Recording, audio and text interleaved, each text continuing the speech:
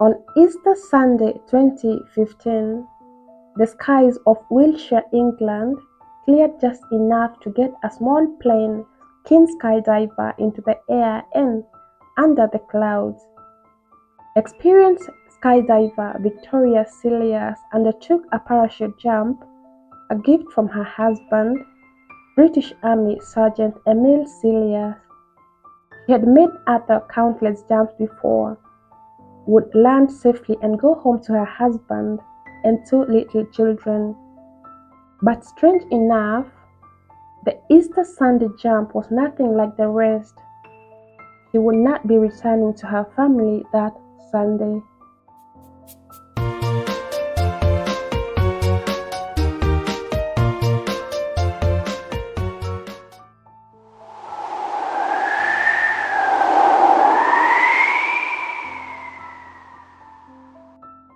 In today's case, we are going to look into a couple from England, Wiltshire, Victoria and Emile Cilliers. They were both professional skydivers who had done the activity for years. Unfortunately, their relationship, despite being married and with two children, seemed to have become tumultuous, to an extent where the husband started to orchestrate on how to kill the wife for her insurance money. The case was quite a bizarre, evidence scarce, theory of a crime dug from deep, where the suspect seemed to have been playing two-faced towards the wife, making the wife become reluctant into accepting that the man she was married to would attempt taking away her life, and not once, but twice. Victoria was originally a British Army of Edinburgh and studied at Glasgow University. She was a physiotherapist in profession. She met Sergeant Emile in the year 2006 in a gym. He was originally from South Africa and had relocated to the UK not very many years ago. He had served with the Royal Army Physical Training Corps. While in duty, he suffered a knee injury, and the physiotherapist that started tending him happened to be Victoria. They connected very quickly and deeply. It started as a doctor-patient relationship, but would later deepen after Emile started giving her too much attention until she fell in love.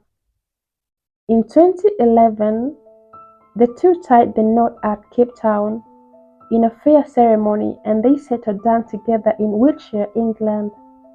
The house they lived in was technically owned by Victoria. Later, they welcomed two kids together, April and Ben. Victoria regularly attended the Avon Skydiving Center for the Army Parachute Association. By 2015, she had become an outstanding accelerated skydiving instructor who had made a record of 2,600 jumps to her name. With her expertise, she carried out her instructor job, handling her training through all situations in the air. She could chase down after inexperienced divers, get them and easily reposition them in mid-air. Victoria, in one word, she was a pro skydiver. But awkwardly, during the Easter Sunday jump, Victoria felt extremely nervous. She did not want to jump this time, but having the parachute as a gift from Emile, she never wanted to disappoint him, and so she would finally jump. Her nervousness might have come from the fact that she had not jumped for almost a year now. She had been pregnant and had given birth to their son only 5 weeks ago. Emile claimed that he wanted her to hop back into her hobby, though she never felt like she was prepared for it at the time. But Victoria made the jump finally. The plane went up on lower level lift of not more than 5,000 feet high. Once she got in the air, she pulled the parachute cords only to find that they were tangled. She couldn't straighten them up. She made the call to cut the main parachute and put her reserve. That is why there's always a backup in case of such emergencies. But upon pulling the reserve, it did not fill out. Both of the parachutes did not work, which was practically very rare. Victoria went hitting the ground. The incident rang 1,000 questions for Mark Bayetsa, chief and the boss for Army Parachute Association. He set for a close examination on Victoria's equipment to see what had gone wrong. They would find out that the main parachute cords were indeed tangled.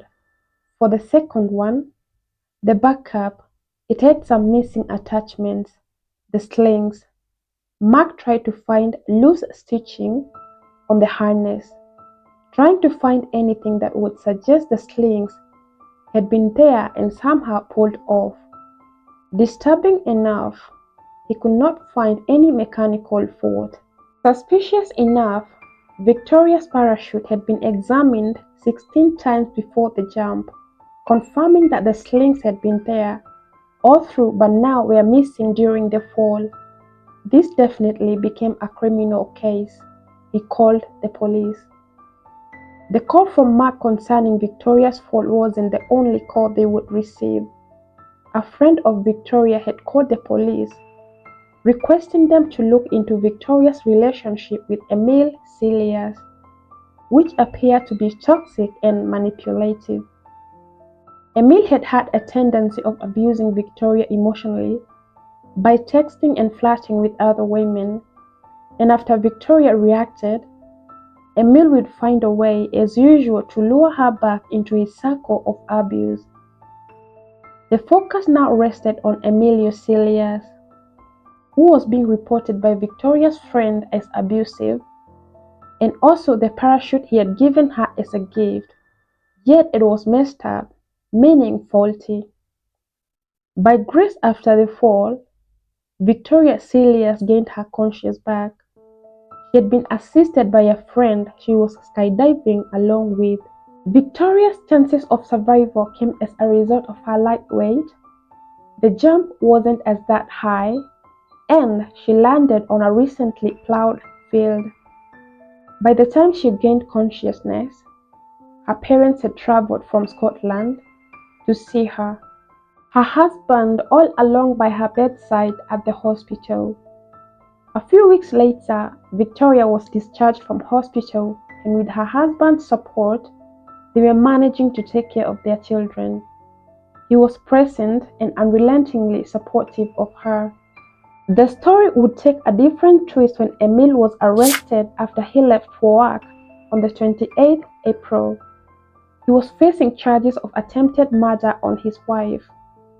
He was taken through a 6-hour questioning. During the questioning, Emile was self-certain and at the same time arrogant. During the process, Emile knew that he did not stand the chance to lie to the cops. He knew exactly the kind of information they were searching for in his phone, and so he chose to come out clean. Tell me about your relationship with Victoria. It's not a marriage that I would want to be in anymore. I can't see myself being in a marriage in 10, 15 years' time. He revealed that he was having an affair with an Australian skydiver instructor called Stephanie, who he had met on Tinder. They began as friends, but the relationship got much serious later.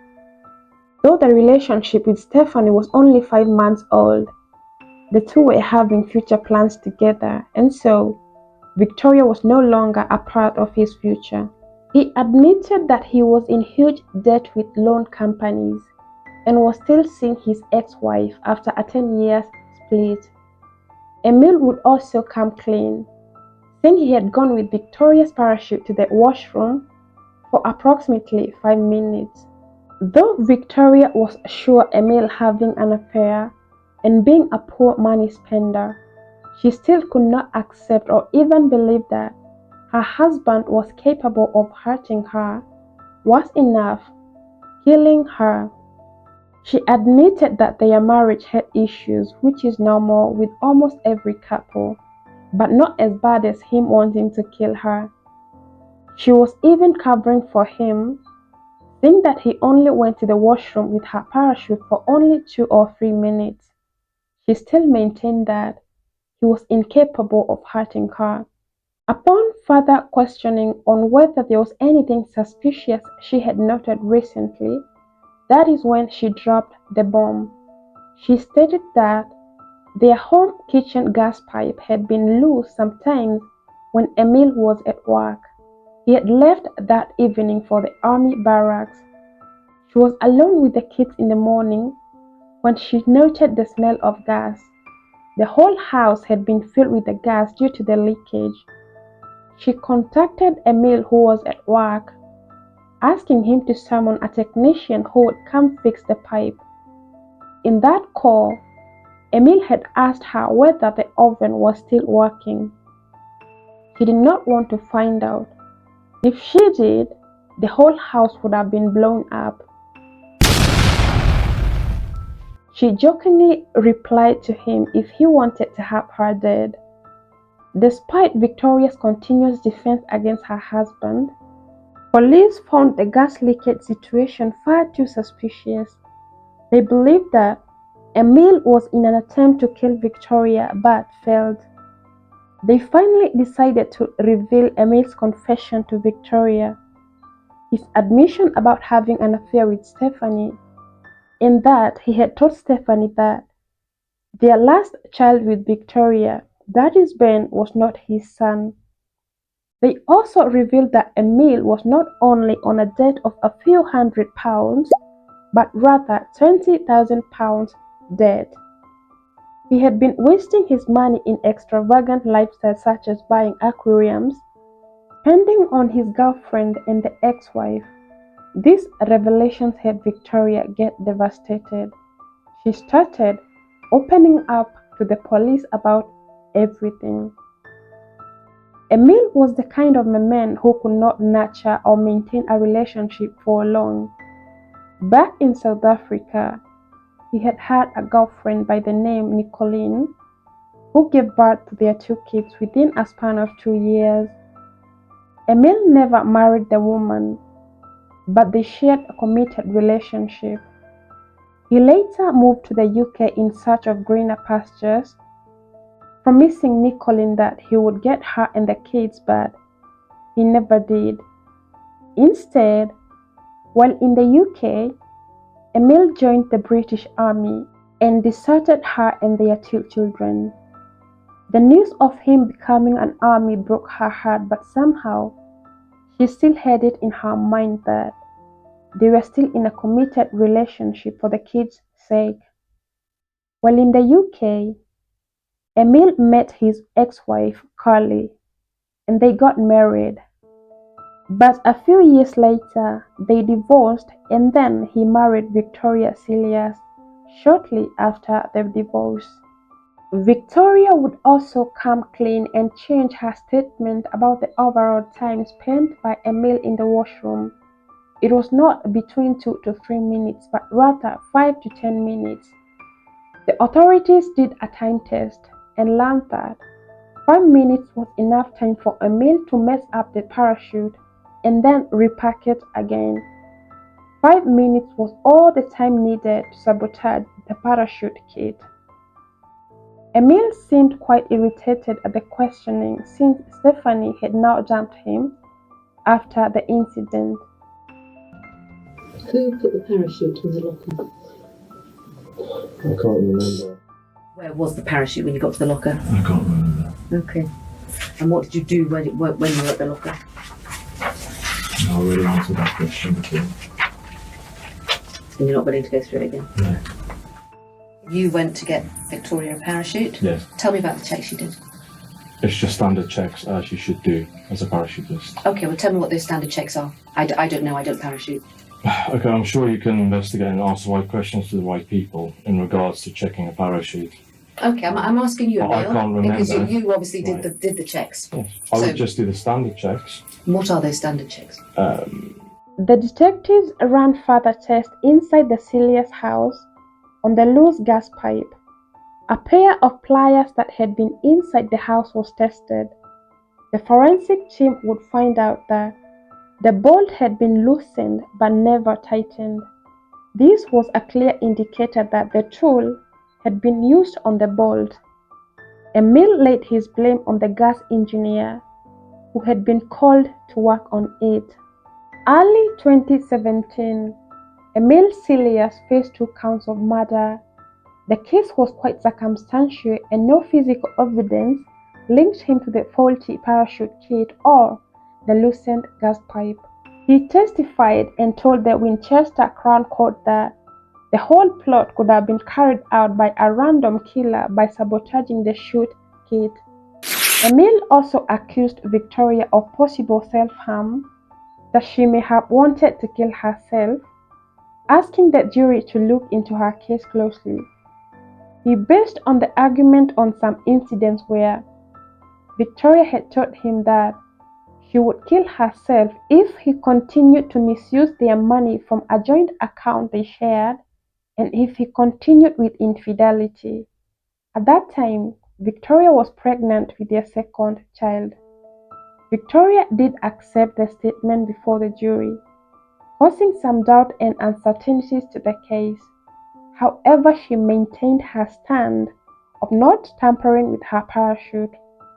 For Emile Cilliers, he claimed that Victoria was way better alive for him than dead. Victoria Cilliers had gotten to a point of stopping to trust Emile financially.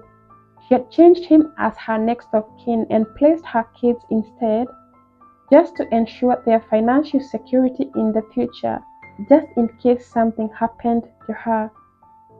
Emile had increased a life insurance he held on Victoria to £120,000, a step that left him in financial burden and despair. Before the judge, the juror presented some text messages Emile had sent over to his girlfriend and the ex-wife, some when Victoria was fighting for her life in the hospital, and others when she was laboring at their son's birth. Victoria would go ahead and raise some further doubts to the crime and potential hiccup on whether Emile was really guilty. She claimed that recalling details was difficult for her, but accepted to have mentioned that she doubted a year before if she had really cut a perfectly good parachute. Again, she also admitted that she exaggerated on the time that Emile was in the washroom with the parachute kit.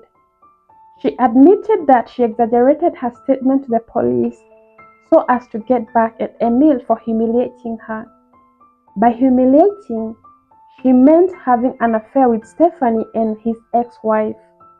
But today we heard in court how she told the police about a year ago that she was too embarrassed to say that she was concerned she had cut off the main parachute that was working perfectly well. Now, throughout this case, we've heard how both the main and the reserve parachute were very seriously damaged, very seriously entwined. Now, we've also heard today how Victoria Cilliers has given very conflicting evidence throughout the case, throughout this 2-year investigation by the police. And today she said she did that because red mist came down and I was gunning for him. She said, I wanted to cast suspicion on him, I wanted revenge, I had been ridiculed. Now, she'd been ridiculed because she found out that her husband was having an affair with a woman that he'd met on the social dating site Tinder. He'd also had an affair with his ex-wife. And so she said some of the evidence that she gave originally wasn't exact. It wasn't necessarily the exact truth. But originally in the police statement, Victoria Cilliers said he'd gone into the toilets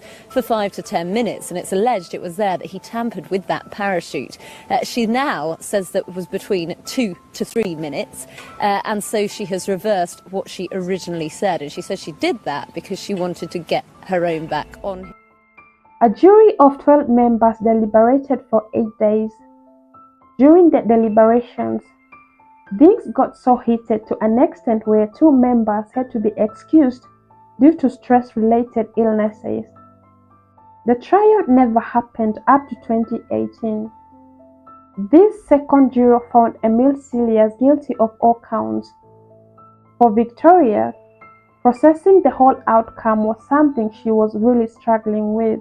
The conclusion about the case was that this is a scenario where a victim receives justice which they feel like they did not need. It's such a massive thing to try and get your head around, and I'm still pretty stunned. Been so busy since the news broke on Thursday that I've not really had a chance to process it. Would you accept that he's guilty? I'm struggling. Are you, really? Because it's such a massive thing to accept that he might want to try and kill me but also harm the children. Well, he fixed the gas in the house to begin with to blow you up. And, Yes. and the children. And the children were there at the The time. children are in the house, yeah. But no one could have really blamed her.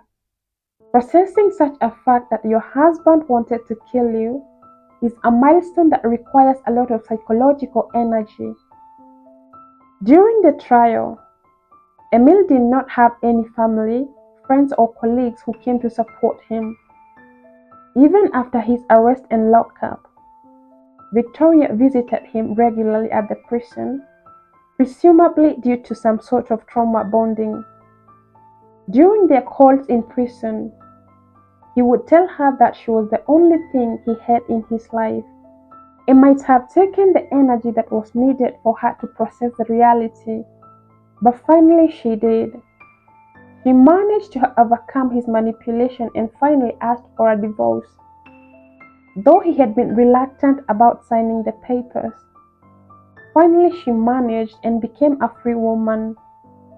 She later published a book narrating her life experience with Emile Cilliers. I survived. I married a charming man and then he tried to kill me. It took several years really for it to all sink in, and the long court process. It's soul destroying, really. It's one of the hardest things I think you can get your head around, that the man you loved and had children with wanted to kill you. Why did he want to kill you? From what I can gather, it was for money, for my life insurance. I was in denial. Right, so he goes to court, there are 2 trials, he's eventually convicted, he goes to prison. Why do you visit him in prison? I had so many questions, the main one being why, and all the suspicions I'd had over the years. I had a whole page of questions I wanted to ask him.